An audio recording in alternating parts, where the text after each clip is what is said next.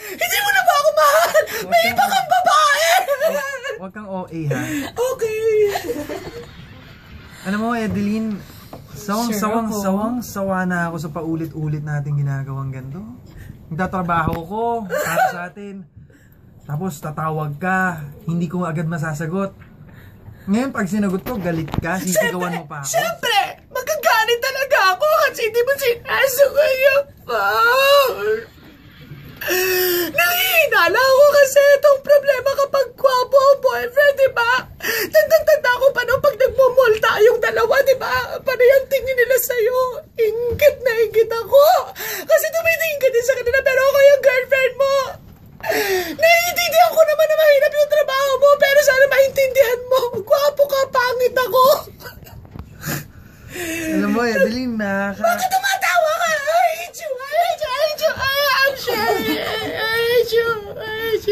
Nakakawalang gana tong relasyon na to. Alam mo, nakakatawa ka na lang eh. Kasi lahat ng mga nangyayari sa atin, palaging hugot ako. Hugot.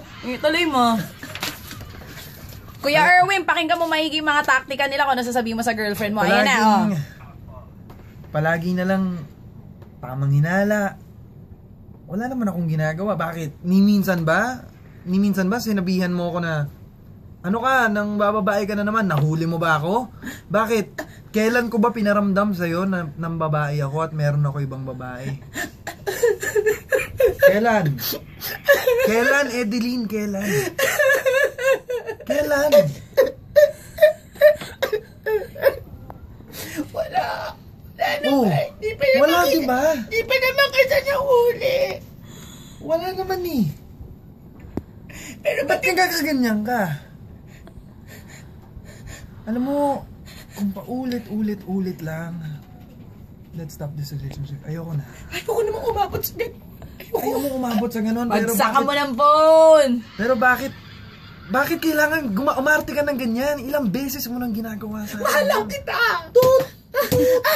Bumagsak yung po. I'm sorry.